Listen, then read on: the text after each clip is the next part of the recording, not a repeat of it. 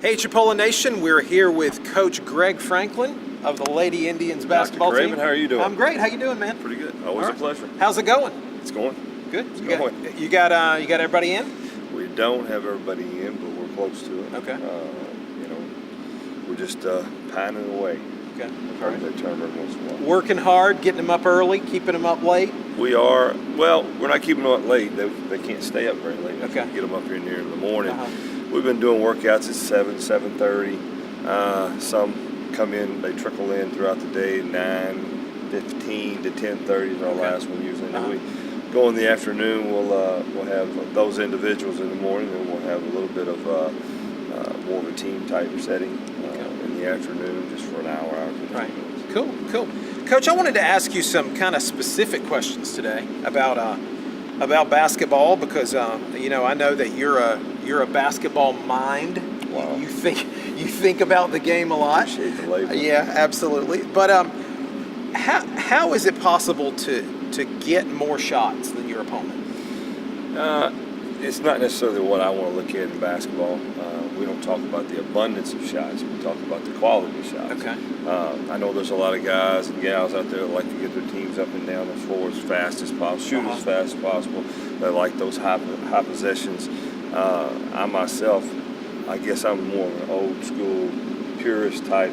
We want to pass up a good shot to not get a great shot, but the best shot ever. The best shot. Okay. Yeah, and if it happens to be on the first pass, it happens to be no passes. Right. That's fine. Okay.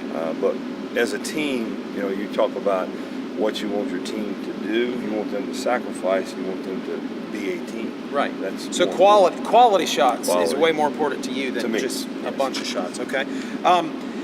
What can you do to improve your team's shooting percentage? Well, that's always been a question throughout time.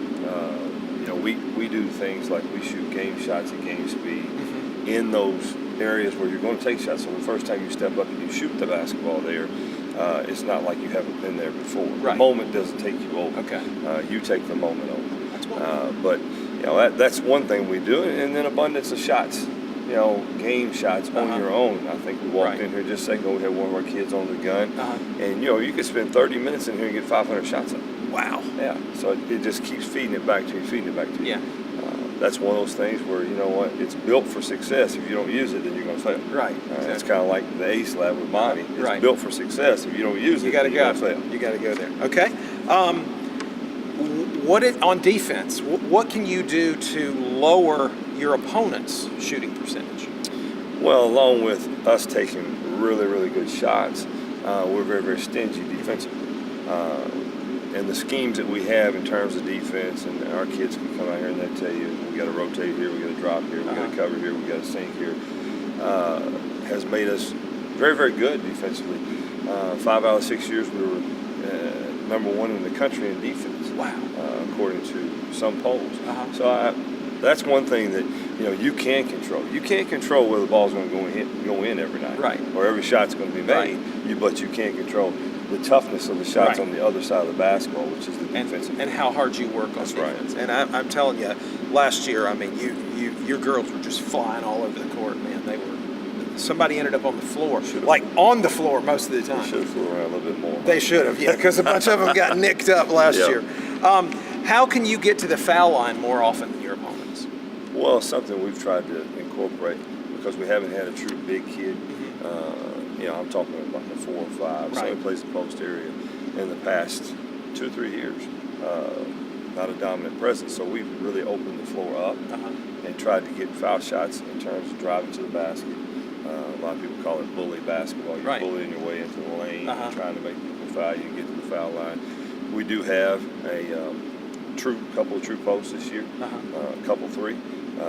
Hopefully we'll be able to throw that thing in and we'll get some buckets there. We're throwing it inside out. Usually makes the defense have to fluctuate in and then come back out, and then we're at bay on their heels, and you can take the basket. Yeah. Take the ball to the basket a little bit easier. But getting at the rim, being strong, not just slinging the ball up there, going up there, gathering yourself, make somebody have to defend you. Right. Don't bail them out by just throwing something up. You get in there and quick it up. Right. That's what we say all the time. We got a couple gals that like to quick it up sometimes. So we try to stop and have a coachable moment, maybe a down and back, who knows. Yeah. never know where that's going to lead you. Right. Cool. Cool. All right. Let me see. How can you teach more life lessons to your players? We're talking about, coaching and positive things that you can teach them about the game and about life. Basketball is full of life lessons if you're going about it the right way. Uh-huh. From the start of practice, we say, and we've talked about this before, you're going to be here on Lombardi time. Right. Now, Lombardi time, Vince Lombardi, like we said before, Yeah. a lot of people out there watching don't know who Vince Lombardi is, Uh-huh. but he's a phenomenal, used to be a phenomenal head coach of the Green Bay Packers. He would say, look, if you're here right on time, you're late. Yeah. That's the same thing you try to instill in them when they go get a job. I mean, if you're not there 15 minutes early preparing yourself to be great, Right. you're behind. Uh-huh. Because usually it takes people 15 minutes, 20 minutes to warm up. Exactly. Whether it's basketball, football, whether it's you got a job at a bank. You need Right. to be there, getting yourself ready to be great. Now, throughout practice, you got teachable moments where you can instill some discipline, some structure. Somebody messes up or somebody does something off the floor, they have to pay the price. Uh-huh. It's the same thing if you have a job. Whether you get your pay docked or Right. whether you get written up Uh-huh. or whatever it is, something putting your secret file Yeah, over on in double HR, secret probation or right? something, yeah. Something like that. Well, there has to be consequences. You can't let kids slide like that. Whether it's in a small setting in a drill that you're running or a bigger setting where they've done something publicly that Right. they need to have repercussions. So basketball is such a great life lesson, move you in the right direction of sport. Right. You know, So holding people accountable, even Absolutely. for the little things that happen in practice. Absolutely. One thing that we do too, we don't let them walk anywhere. Uh-huh. Okay, we're going to take a break. We're going to go to the water fountain. You're going to run. Uh-huh. Then you got 30 seconds to catch your breath. Right. Go back out and run Right. on the floor. If you're running from the locker room at halftime or before the game, you run out on the floor. Right. I know that sounds small and trivial, Uh-huh. but really it is, okay, this is the company line. This is what we're doing. Right. Everybody's going to do this. If you don't, there are repercussions Right. for everyone. For everybody. Yeah. And that's the one thing that throughout the years, it's been one thing that's been unpopular, but it's probably been the one thing that really has curved attitudes more than anything. If one person messes up, everybody has to pay the price. Now, the first time around, I may say, okay, you got to run to Tom Thumb back. Right. The second time, guess what? Everybody's got to do it. Everybody's got to do the punishment. And usually, if it's a person, say for example, if a person was late, Right. now they got 12 time clocks on. Exactly. So they'll Yeah. go by their door, beat on their door, and Right. actually carry them to class. Yeah. And so it usually works out pretty good. Yeah. So 11 accountability That's right. partners. That's Yeah. it, right. Okay. If the players on your team were your own children, what would you want them to get out of this experience of being here and being Lady Indians and playing Chipola basketball? Structure and discipline. I think that life calls for that. I think that the other thing is to be a part of a team. You can't just go out unless you own your own business. Unless you're just the boss, Right. You can't go out and just say, okay, I'm not going to do what the team's doing. I'm going to do what I want. Right. And you have to take that to your occupation. Being part of a team is huge. Loving people, know how to coincide with people that are different culture, Right. a different place in the world, knowing how to adapt, and knowing how to talk to people in a way that's positive.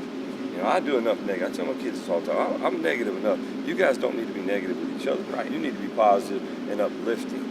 And that's being part of a really good team, but being a great teammate. Now that's part of being a really good worker, but also being a really good co-worker. Right. Because there's always somebody in your office that you think, man, this person's always on my neck. But they just stop with all the griping. We have a great situation. And you always have that. And those people probably play for somebody else in our conference. Right. Probably so. Probably so. All right. And finally, how can you motivate players, improve teamwork and attitudes? Motivation, we just talked about it. I mean, there has to be consequences. A lot of kids come in, they are motivated. They are, they're ready to go. Right. And they don't have to have any motivation. I don't have to say get to the gym. Those are usually the kids that usually excel right off the bat. They're usually the ones that play at a high level. Right. And usually the ones that go on and play professional somewhere. Take, for example, had a young lady from Treasure Coast Island, down south. She played for us for 2 years. Then she went on and played at Florida Gulf Coast. Well, when she was coming out of high school, she only had one scholarship offer. That was from us. I didn't know much about her. I knew her high school coach, Coach Dario. He was a really good guy. Still, we stay in touch all the time. He said, "You need to watch this kid." Really? Rosemary Julia, yeah. Rosemary Julia. He said, "You really need to check this kid out." I said, "Well, let her come up. I'll let her work out for us." So she came up. She worked out with us, and we got done. And she walked up to me and she said, "Coach, can you show me some more stuff, more drills?" And it was an hour and a half later. We're still out there, and she's going full tilt. This is an athlete that's about 5'11", doesn't, has a clue on how to play, but not really, not really knowing how to get herself better. Right. Well, I just saw the other day where she's going overseas to play professionally for money. And she broke records. We're at Florida Gulf Coast, Florida right? Gulf Coast, yeah. For records for defense or for shooting. I think she was player of the year in that league. And that's incredible. They went to the NCAA tournament. Right. They had a great career, and she was a lot of that. Yeah. And so she just got better and better every year she played. And that's a kid, you know what, you have to tell her, you got to get out of the gym. Yeah. Go do something else rest for a your minute. legs, do something, because I want some productivity out of you when we do get into practice. Right. And I didn't have to worry about that. Right. I mean, she was always one thing that hurt her sometimes was she was always her biggest critic, but also that made her so much better. Right. It's a double-edged sword. Yeah. But that's a kid you can say, okay, that's a success right there. One college scholarship offered, and now she's playing professionally overseas and probably making really good money. That's fantastic. Got a call up from Atlanta Dream. Was able to go work out with them. Yeah. And things like experiences she would have never had. Right. If she didn't have that heart, that drive. And Coach, I know that probably every woman on your team was part of a high school program or another college program, and most of them were the leading scorer or the top defender.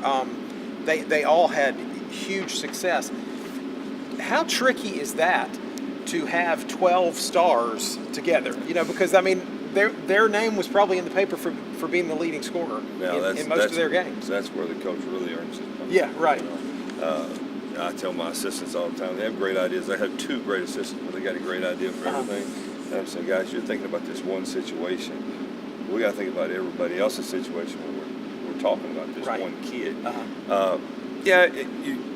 I hate to say this, but you got to break them down. Yeah. You really do. And I know it's an old cliche, break them down, build them back up. You can't let them think that they're not any good. Right. You just got to say, hey, these are things you're going to get exposed in because nobody really could guard you. You can go right hand all the time to the basket. Right. Now you're going to have to learn how to use your left hand and finish there. Yeah. That's just a small, simple thing. Right. And most of them were told, okay, go score it, and then when you're on defense, go steal it. Or play a 2-3 zone, which is opposite of what we do. So it takes a semester and a little bit. They get to middle of January, February, and they start seeing, okay, all right. They see it up to that point. They see a little light at the end of the tunnel, and you got to trick them every once in a while. Say, boy, you're playing really good. Yeah. You're getting better. Right. And they're not really getting better that much. But you got to say, okay, stroke them a little bit. Exactly. But, along with the breaking them down. But that's a tough, tricky thing. And Coach Foley and I both, we're sitting there going, this guy, and this girl, talking about our teams and thinking, what exactly do we do really well right now? We can say if we played tomorrow. How we're going to score. Right. I'm not really sure right now. It's kind of scary. Yeah, so you're still learning too. I'm still learning them big time. Right. They're doing a great job and working extremely hard. They take these individuals and work pretty hard on them. We had a rough time at the start just because it's a new thing in your life. Yeah. A new early morning thing. We're not used to really getting out here and beating and banging. Yeah. But the last week they've really bought into it. Gotten a lot better. Good. All right, Coach, let's close with what's the first time our fans can see the Lady Indians in action? The 2nd of November. Okay. 2nd and 3rd of November, and I think we play here with Coach Foley's team. Excited about watching them play in the first game as well. Great. All right. So there you have it, folks. Coach Greg Franklin and some of his ideas on coaching, and you have a chance to see the Lady Indians in action November 2nd and 3rd right here in the Milt.